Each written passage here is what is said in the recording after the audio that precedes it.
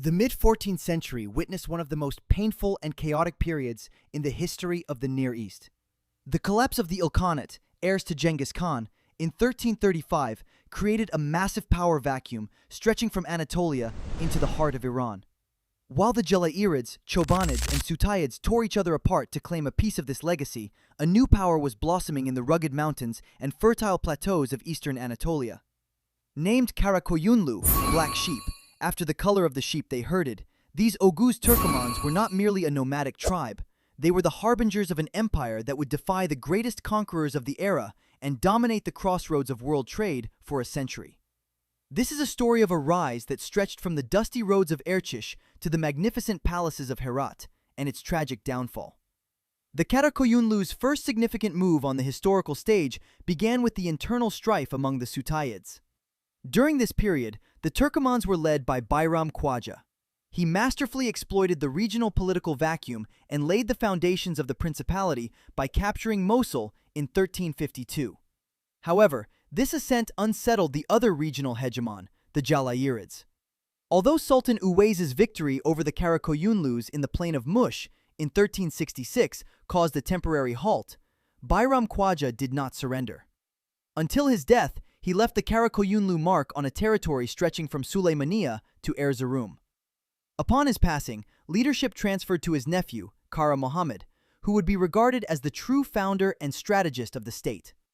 Kara Muhammad transformed the Kara Koyunlus into a regional power through diplomatic brilliance.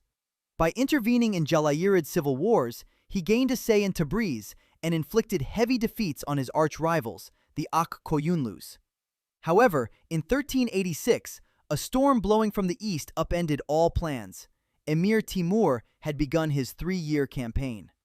Faced with Timur's massive armies, Kara Muhammad applied a tactic of retreating into the impassable mountains of eastern Anatolia rather than engaging in a direct pitched battle. Resisting in the Chapakchor Mountains, he managed to stall Timur in the region. Yet, following Kara Muhammad's death by assassination, the state would fall to one of history's most stubborn characters, Kara Yusuf. The era of Kara Yusuf was a pure struggle for survival. Unable to hold his ground against Timur's forces, Yusuf Bey fled to the Ottoman Sultan Bayezid I, along with his close ally, the Jalayirid Sultan Ahmed. This refugee crisis became one of the primary catalysts for the 1402 Battle of Ankara. While Timur defeated Bayezid and ravaged Anatolia, Kara Yusuf was imprisoned in Egypt.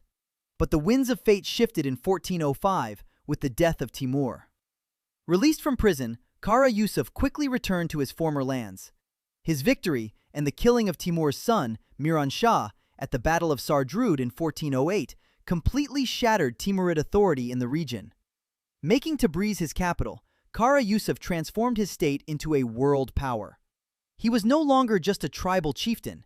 He was a monarch holding the title of sultan.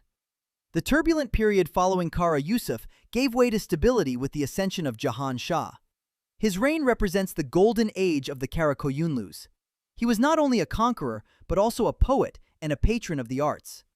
Taking action after the death of the Timurid ruler Shah Rukh, Jihan Shah captured all of Iran, Iraq, and even the Timurid capital, Herat. Kara Koyunlu borders now stretched from the Oxus River to the Euphrates. The Blue Mosque he commissioned in Tabriz was the most concrete evidence of the cultural and economic power the state had achieved.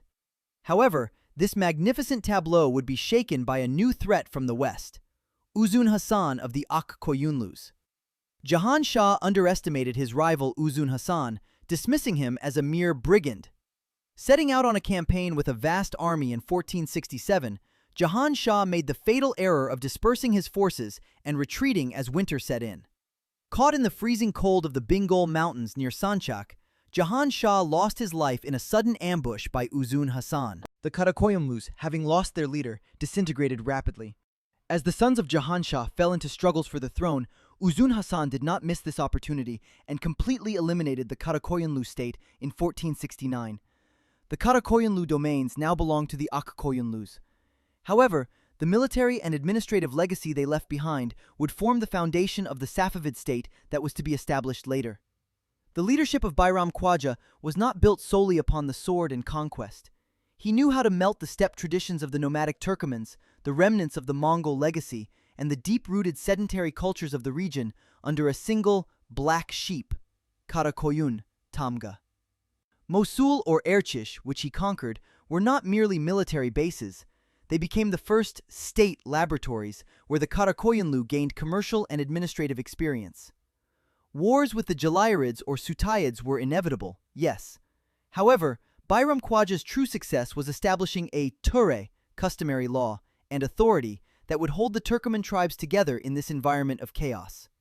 The federative structure of tribes he created, such as the Sadlu, Baharlu, and Duharlu, was not just a war machine. It also formed the basis of an administrative order that maintained the balance between summer and winter pastures during times of peace. When he passed away in 1380, he left behind not a devastated geography, but a solid political structure whose foundations had been laid. He may not have established a world empire like Genghis Khan, but he was the man who placed the first and sturdiest stones of the state tower upon which Kara Yusuf and Jihan Shah would later build. Bayram Khwaja was a statesman who reinforced the borders he drew with the sword through justice and order. History will record Bayram Khwaja not merely as a leader of rebellion, but as the founding patriarch of the sublime state that changed the political destiny of the Turks in Anatolia and Azerbaijan.